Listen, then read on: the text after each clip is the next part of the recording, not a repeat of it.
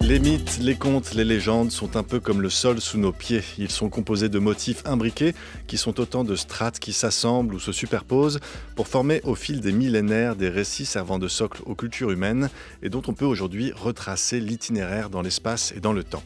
Parmi ces mythes, celui du dragon est omniprésent à la surface du globe, ce qui a donné à notre invité l'idée de mener une enquête colossale à la frontière entre phylogénie, statistique, anthropologie et archéologie pour en comprendre l'origine et la diffusion au fil des âges. D'où viennent les dragons qui peuplent encore notre imaginaire? Comment expliquer la diversité de leurs représentations? Quels outils scientifiques nous permettent aujourd'hui de nous rapprocher du berceau de cette chimère mythologique qui accompagne l'humanité depuis l'aube des temps? C'est l'enquête que nous allons mener avec vous aujourd'hui. Julien Duy, bonjour. Bonjour. Vous êtes historien, rattaché au laboratoire d'anthropologie sociale, une unité mixte de recherche Collège de France, EHESS, CNRS et EPHE. Et vous êtes spécialiste de mythologie comparée. Vous publiez aux éditions Armand Collin une somme particulièrement érudite et complète intitulée « Dragon, généalogie mondiale d'un mythe ». Dans cette enquête, vous partez sur les chemins suivis par le mythe du dragon, ou plutôt les mythes du dragon, car vous avez croisé plusieurs milliers de récits de dragons pour ce travail de synthèse colossal, je le disais. Et vous cherchez le mythe originel du dragon qui a engendré tous ceux qui continuent de peupler notre imaginaire d'humains aux quatre coins de la planète. Alors Julien Duy, avant que vous nous présentiez la méthode particulièrement intéressante qui vous permet de partir à la recherche de ce mythe fondateur du dragon, j'aimerais vous poser une question toute simple. Pourquoi avoir fait le choix de ce motif-là en particulier, du dragon? Pourquoi ce mythe-là en particulier? Alors, à une question simple, il y a rarement une réponse simple et j'en suis sincèrement désolé. Comme beaucoup de personnes, comme beaucoup d'enfants, grands enfants, j'ai le dragon chevillé au corps. Il y a quelque chose dans le dragon qui nous rattache au premier temps de notre vie, que ce soit dans les films qu'on a pu regarder, dans les romans qu'on a pu lire. Par exemple, j'ai un souvenir particulièrement ému d'un livre que j'avais trouvé dans la bibliothèque parentale, blanc avec des petits traits jaunes dorés dessus, et où j'avais découvert la légende de Saint-Georges combattant le dragon. C'était la légende dorée, et cette image m'a poursuivi. Puis avec le temps, j'ai croisé, forcément, la curiosité aidant, n'étant pas encore ouvert à toute la mythologie mondiale, mais m'intéressant déjà aux récits, aux croyances, aux façons de voir des autres peuples. Je me suis rendu compte que cette histoire de Saint-Georges, on en retrouvait d'autres versions à travers le monde. Alors, je vais vous poser une autre colle, Julien Duy, une autre question a priori simple, mais qui n'a pas de réponse simple. Quelle définition on peut donner du dragon? Je sais que c'est quasiment mission impossible, mais quels pourraient être les traits communs, caractéristiques à tous les dragons, si tant est qu'il y en existe? Alors, le dragon, effectivement, tel qu'on le perçoit aujourd'hui, c'est une créature qui est massive, avec des ailes, des pattes absolument colossales, une queue qui crache du feu. Ce dragon est associé à une mythologie où il défend souvent un point d'eau, où il faut lui faire des sacrifices et où il doit être combattu. Sauf que si on élargit notre point de vue, c'est-à-dire si on quitte notre point de vue occidentalo-centré, on se retrouve que ces récits vont se retrouver ailleurs avec des créatures semblables. Alors ça ne ressemble pas exactement à notre dragon, mais c'est toujours une chimère, c'est-à-dire un assemblage de plusieurs animaux. Et puis il y a une part ophidienne dedans. Et Ophidienne, progressivement, donc qui est un des donc, traits de serpent. qui relève du serpent. Mm. Et progressivement, on voit des chimères un peu partout, toujours accompagnées des mêmes récits et toujours cette part de serpent. Donc le dragon, que dans le livre j'appelle Drakon, c'est l'étymologie grecque qui envoie à la fois au serpent et au dragon, c'est cette chimère accompagnée toujours de récits très similaires où il y a une part de serpent, et c'est cette chimère dont finalement on peut suivre le chemin à travers le temps et l'espace. Alors, votre livre parle dans son titre d'une généalogie mondiale du mythe du dragon. Pour établir cette généalogie, vous avez mobilisé plusieurs milliers de récits de dragons dans 23 aires géographiques à travers le monde. Alors, c'est un vrai sac de nœuds qui a requis bien sûr une approche méthodologique bien particulière pour faire ce tri efficace et finalement donner du sens et agencer ces récits entre eux. Est-ce que vous pourriez nous donner un aperçu de cette méthode, Julien Duy, que vous avez développée, dont vous êtes un pionnier, qui fait recours à un outil de la biologie de l'évolution, la phylogénie? Alors, on va partir du terme généalogie. C'est très simple. Que l'auditeur s'imagine et se compare par exemple avec son frère ou sa sœur, il y a un certain nombre de points communs entre les deux. Pourquoi? Tout simplement parce que, cher auditeur, vous descendez d'un même parent, de mêmes parents. Et vous ressemblez à vos cousins plus qu'à un kidam dans la rue, tout simplement parce que vous avez un ancêtre commun plus récents. Donc, pour les mythes, donc j'ai travaillé alors, non seulement sur cette base de données, sur de très très nombreuses bases de données confrontées, etc. Mais pour les mythes, la même chose peut se faire. On va prendre par exemple plusieurs versions d'un récit. Et alors, les versions, il y a plusieurs façons de raconter. Le combat contre le dragon, bah, il y a plein de façons de raconter, toujours avec un air de famille, hein. On va toujours retrouver le sacrifice humain, toujours le combat, etc. Et ça, c'est les versions d'un récit. Et il y en a plein, hein, des versions de combat contre le dragon. Et ces versions, eh ben, on va les découper en toutes petites unités qu'on appelle des mythèmes. Alors, dans un mythème, on met le moins d'informations possible. Ça correspond en fait aux gènes, aux protéines. Donc, Mhm. voilà, il nous faut quelque chose pour comparer les récits le plus objectif possible. Alors, si quelqu'un n'est pas d'accord avec les mythèmes, très bien, c'est testable, hein. Il refait l'expérience avec d'autres mythèmes. Et puis, ces petits mythèmes, ces petits éléments, il y a un héros, deux héros, il y a un dragon, deux dragons, le dragon a une tête, deux têtes, trois têtes, etc. Tous ces petits éléments, quand ils sont présents dans un récit, dans une version, on va mettre un. Quand ils sont absents, on met 0. Alors, pour chaque version, comme ça, on a des chaînes, hein, 0, 1, 1, 1, 0, 0, 0, 1, 1. Donc, le compteur raconte une belle histoire et puis l'analyste voit des chaînes binaires. Et on compare ces chaînes binaires. Et plus il y a de 1 en commun, plus l'ancêtre commun est récent.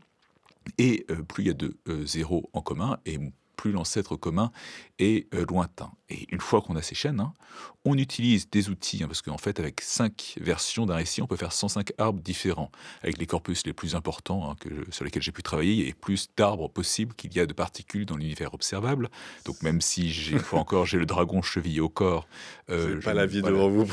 c'est ça, ça me ferait quand même pas mal de travail, donc sauf à croire en la réincarnation, y consacrer plusieurs vies, Mhm. ça deviendrait assez Vous êtes compliqué. peut-être un dragon vous-même, alors ça, on le saura plus tard. Qui sait, qui sait. Mais je n'ai pas de fumée qui sort des narines pour le moment. Donc quoi qu'il en soit, on utilise ces algorithmes et alors chacun ses forces, ses faiblesses, etc. Et on va recréer des arbres généalogiques.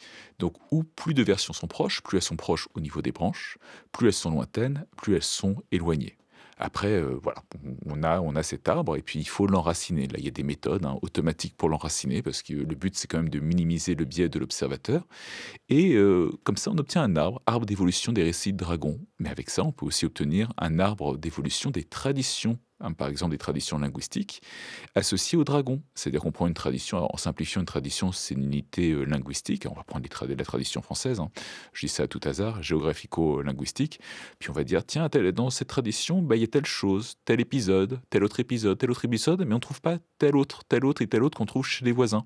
Et pareil, bah, on peut construire des arbres de tradition liée au dragon, des arbres d'air culturel. Et ce qui est intéressant, c'est pas s'arrêter à un corpus, parce que finalement on a un corpus, on obtient un arbre même s'il est solide. Bon bah, on pourrait dire beaucoup de choses, hein, il peut y avoir des biais statistiques. C'est de confronter tous ces niveaux d'analyse et de voir comment ils se répondent les uns les autres et comment ensemble, un peu à la manière, vous savez, des cordes formées de plusieurs taurons, comment ils s'entremêlent entre eux et seul serait quelque chose d'assez fragile, Mhm. puisque naturellement il y a des biais. Naturellement, je prends moult précautions, hein, pour histoire de les circonvenir, mais on ne peut Mhm. pas tout, hein, par principe, les biais ne se voient pas toujours.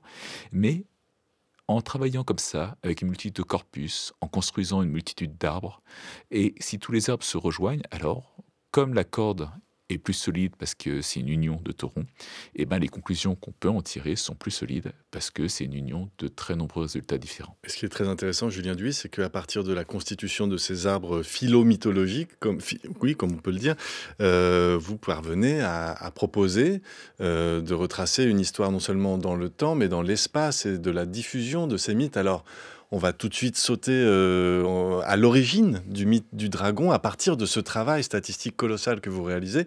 Quelle ère géographique, culturelle, temporelle, dans laquelle de ces aires, finalement, vous situez le berceau du mythe originel du dragon?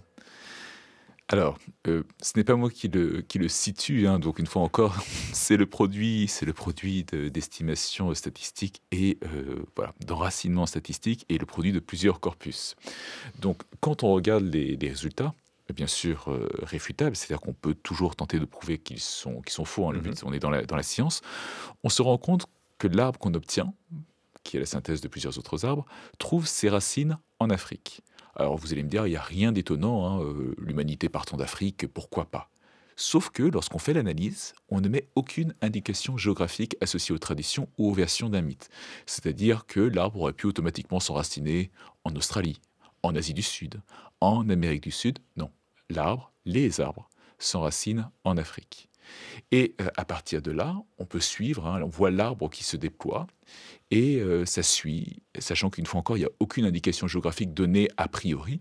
L'arbre qu'on obtient va suivre les premières diffusions de l'humanité, avec une branche qui va longer l'océan Pacifique, qui va passer par le Sahul, ces îles qui étaient donc, on passe par la Nouvelle-Guinée, on arrive en Australie, Australie. parce que le premier peuplement par l'humanité, par Homo sapiens de la planète, s'est fait par le sud, il faisait un peu froid dans le nord, on était en pleine période glaciaire. Avec une remontée via le détroit de Bering, on arrive en Amérique du Sud. Et puis il y a une deuxième branche qui suit là encore ce qu'on sait des premières migrations de l'humanité et qui part d'Asie, du Sud-Ouest, et qui va remonter cette fois-ci en Eurasie du Nord jusqu'à s'achever en Amérique du Nord, toujours en passant par le détroit de Bering. Et c'est déjà un premier résultat qui en soi aurait suffi. Mhm. Parce que en partant de données qui n'ont rien à voir avec les migrations humaines, on se retrouve avec une structure très similaire à ce qu'on sait de ces premières migrations, sachant qu'une fois encore, aucune indication géographique, on ne force pas les données, il y a quand même un certain nombre de règles de sagesse scientifique à obtenir. Alors là, on a fait un grand écart spatio-temporel, puisqu'on parle de avant la sortie d'Homo sapiens d'Afrique, donc vers 250 000, 200 000 ans avant notre ère. Les premiers humains en Amérique, on estime ça autour de moins 15 000. Ce mythe du dragon, sur cette période de temps qui est quand même très vaste, on imagine qu'il a évolué. Alors, qu'est-ce qu'on garde de ce mythe originel durant cette diffusion en Asie? Ça, est-ce que vous avez des éléments qui nous permettent de décrire ce tout premier dragon déjà, et puis comment il évolue, comment il mute? Alors déjà, oui, le mythe du dragon évolue. Il évolue lentement, on peut le montrer par d'autres moyens, par des moyens empiriques aussi observables, comme l'épopée, enfin on en reparlera peut-être après, l'épopée de Gilgamesh qui va traverser les siècles, on va le retrouver chez les Grecs sans qu'il y ait vraiment de transmission directe par l'écrit, et ainsi de suite. Et les variations qui sont liées sont nécessaires pour l'analyse, parce que finalement, toute analyse ne se construit pas sur l'unité du dragon, mais sur le fait que la figure du dragon diverge, se modifie, se transforme. L'esprit humain ne pense pas en mode monolithe, Mhm. il évolue lentement, certes, mais il évolue. Donc si on remonte à la racine, parce que quand on a une structure d'arbre, on peut imaginer, vous voyez, il y a deux branches, et si les deux branches partagent un trait, on peut imaginer que le nœud commun à ces deux branches partageait ce trait, l'ancêtre commun partageait ce trait. Et comme ça, nœud par nœud, progressivement, on peut remonter dans le temps jusqu'au premier nœud, ou les premiers nœuds, qui, rappelez-vous, l'arbre Mhm. s'enracine en Afrique, qui nous ramène en Afrique. Et là, on va se retrouver avec plusieurs récits. On va avoir d'abord le serpent arc-en-ciel. Le serpent arc-en-ciel, ça raconte comment, vous savez, le photométéore que l'on voit dans le ciel quand la pluie et le soleil s'interpénètrent est interprété comme un serpent. Alors ça a l'air, peut-être que l'auditeur un peu sceptique lèvera l'oreille en disant oui, mais c'est à peu près, c'est évident, ça, c'est facile, tout le monde peut avoir l'idée. Heu, Charge à lui de se rappeler que chez nous, on appelle l'arc-en-ciel arc, Mhm. Et pas. puisqu'il est interprété comme un arc et pas comme un serpent. Mhm. Par ailleurs, il y a une série de traits qu'on peut suivre sur le parcours, qu'on peut reconstruire, dont on peut reconstruire l'évolution, qui indique que ce serpent arc-en-ciel, dans l'hémisphère sud, est cru sortir d'une termitière, par exemple. Pourquoi pas d'autre part, ou d'une fourmilière. Pourquoi pas d'autre part, il s'agit d'un mythe vraiment qui s'est diffusé. Il ne faut pas le montrer du doigt non plus. Parmi les autres récits qu'on peut reconstruire, il y a l'idée que le serpent supporte ou entoure le monde.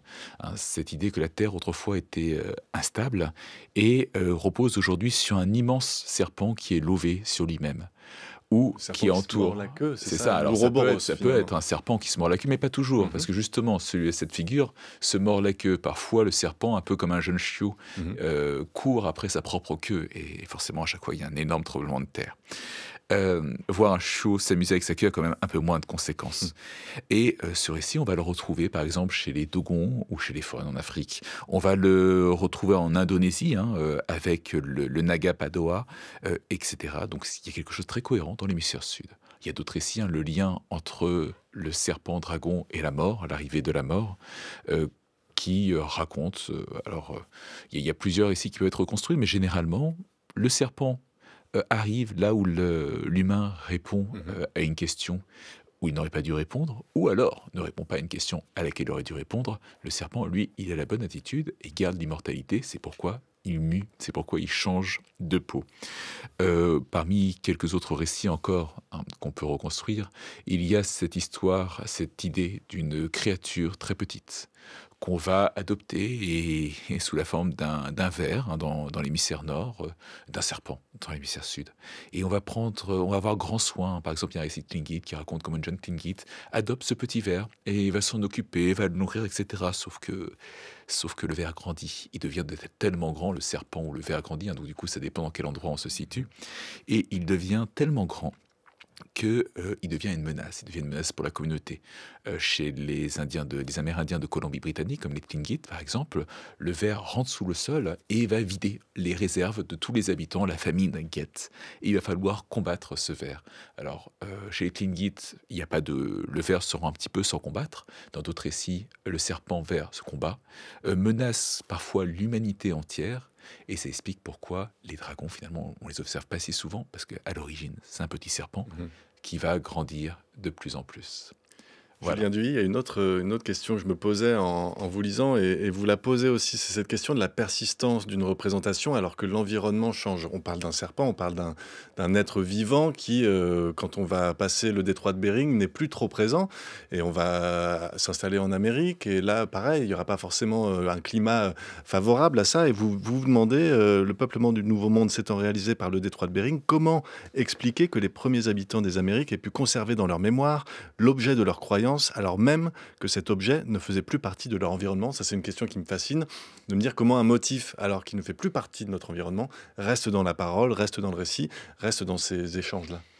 Alors, il faut savoir que l'être humain transporte ses mythes, mais les adapte au lieu où il se trouve.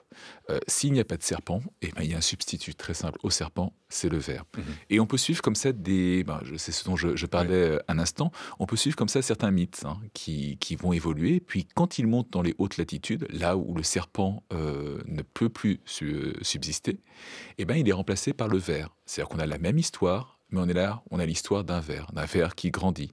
Ou alors, parfois, il peut s'agir aussi d'un poisson mythologique à deux têtes qui renvoie au serpent, parce que dans l'environnement, on trouve ça. Donc l'histoire reste. Mhm.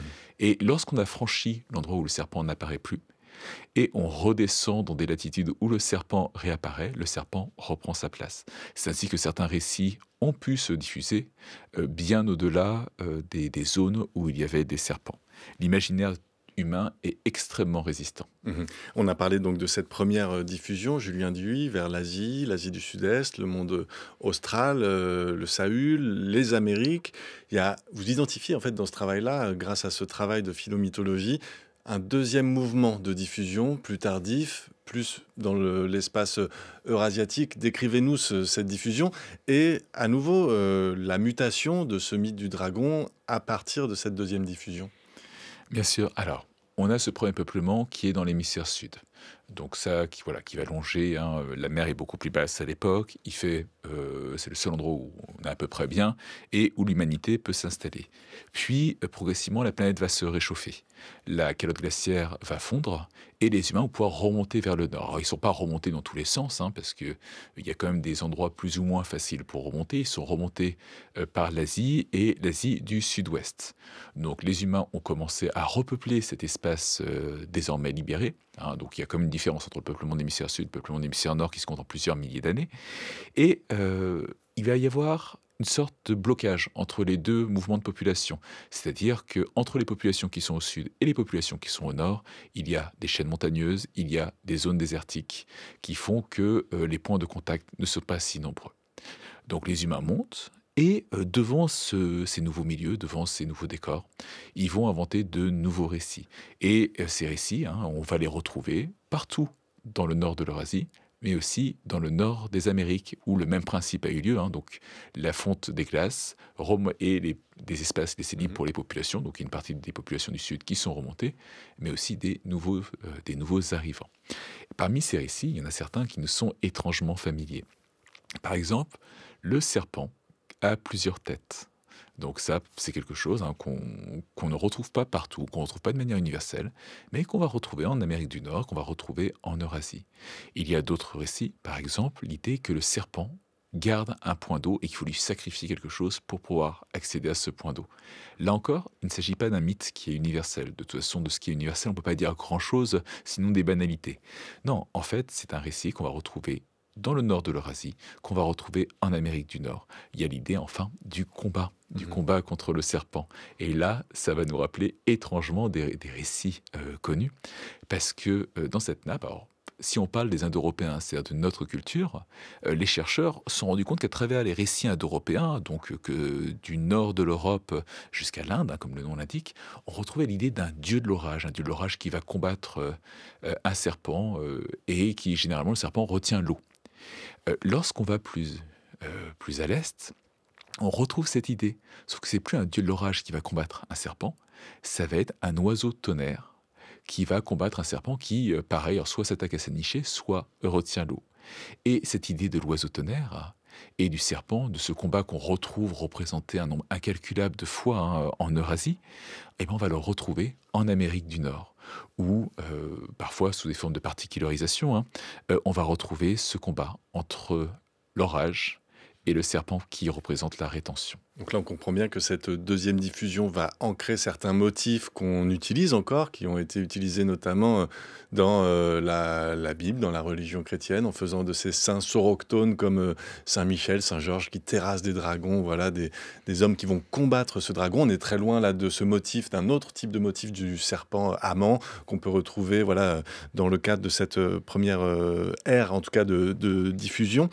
Julien Duy, on s'appelle l'entretien archéologique aujourd'hui. Alors, et toujours, et on s'appellera toujours l'entretien archéologique, mais du coup, j'aimerais comprendre la place de l'archéologie dans tout ça. Comment vous allez chercher dans des fossiles, dans des représentations picturales, pariétales, à des moments où on n'a pas de preuves écrites de l'existence d'un mythe, la trace du dragon, est-ce qu'il existe des fossiles de dragons? Est-ce qu'il existe des peintures de dragons à la préhistoire? Alors, les fossiles de dragons, hein, ce Assez serait une peu. sacrée ce serait quand même une sacrée révolution en archéologie, pourquoi pas, mais charge à celui qui avance l'idée Ce serait de la paléontologie, mais c'est oui. ça, de le démontrer. C'est vrai qu'il y a, mais c'est vrai que ça fait le lien parce que souvent on imagine que les dragons, ce sont des on a retrouvé les humains ont découvert des squelettes de dinosaures et que automatiquement ils ont imaginé les dragons. Hein.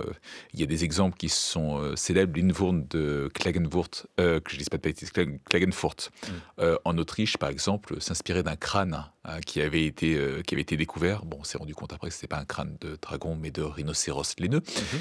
Euh, Pourquoi pas hein, sauf que ça pose une série de problèmes. Et après, je réponds à votre question. C'est simplement que déjà, ça implique que les humains ayant découvert ces squelettes de dinosaures savaient comment les imbriquer les uns avec Mm. les autres, parce que c'est un peu comme une Un caisse de puzzle, Lego sur ouais. notice. Hein, Mm. hein, donc, ce qui impliquerait qu'ils seraient peut-être plus forts que nous, puisque la forme telle la manière dont on a reconstruit les dinosaures n'a cessé d'évoluer, continue à évoluer aujourd'hui. Donc ça voudrait dire qu'à partir, à partir de quelques ossements, ces premiers hommes ou ces humains auraient pu voilà, reconstruire un dragon, ce qui est assez étonnant. Donc ça, c'est pour le premier point, le lien hein, avec les squelettes de dragons. Mm. Le deuxième point, oui, c'est une très bonne question parce que la forme, finalement, on peut reconstruire les mythes, on peut montrer la solidité. Il y a plein de façons différentes de montrer que les résultats sont corrects, parce que jamais se contenter d'une façon. Mais il faut la réalité, il faut pouvoir toucher directement aux choses. Alors, au niveau des éléments, le premier élément possible, c'est comparer, par exemple, les représentations pariétales. Donc, il y a des représentations pariétales qui sont précolombiennes, hein, y compris en Amérique, par exemple, en Australie. Et il s'avère que ces représentations pariétales, qui représentent une chimère avec un serpent, généralement cornu, hein, correspondent à ce qu'on peut, et les mythologies qui sont associées correspondent à ce qu'on peut reconstruire. Ce serait quand même une sacrée coïncidence si toutes ces représentations pariétales, pile au bon endroit avec des Mm. bons mythes, voilà, serait apparu par hasard.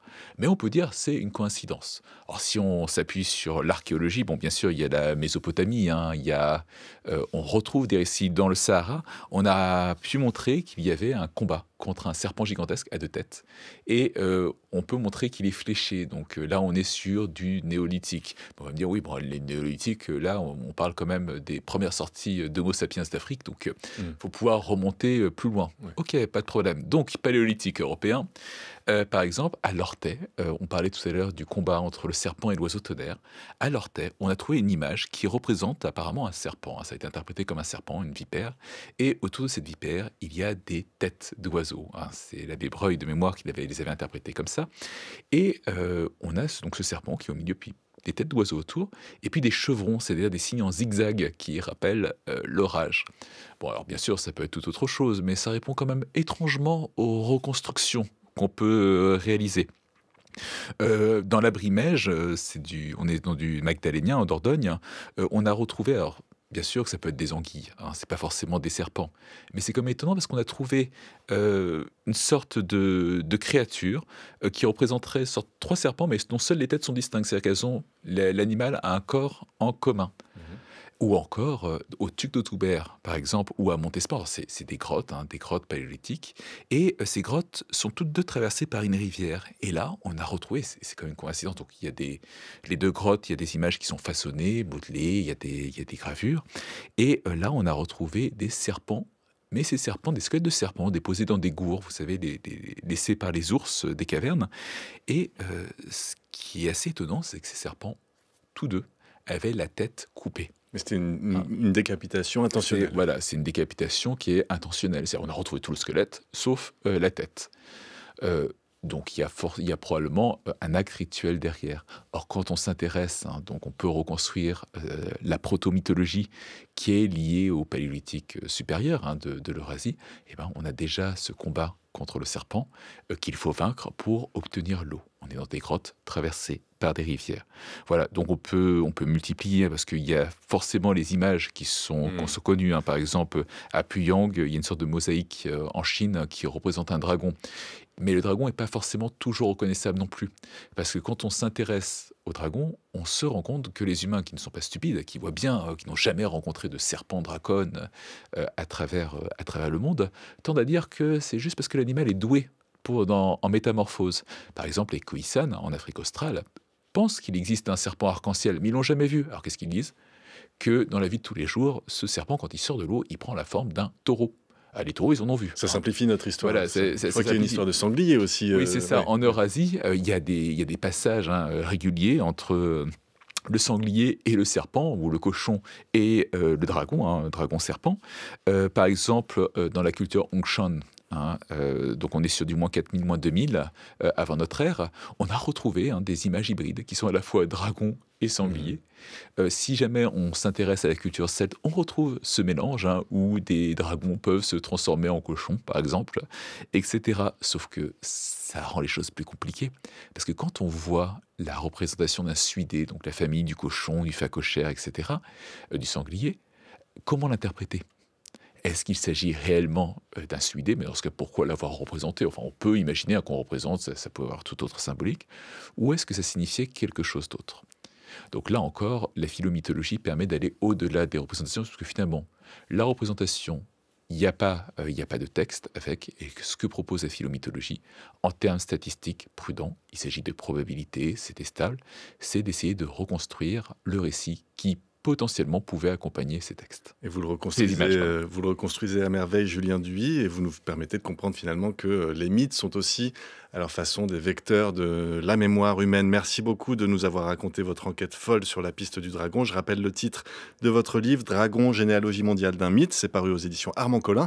On peut aussi signaler la réédition en poche aux éditions de La Découverte de votre précédent ouvrage, L'Aube des mythes. Merci encore. Merci.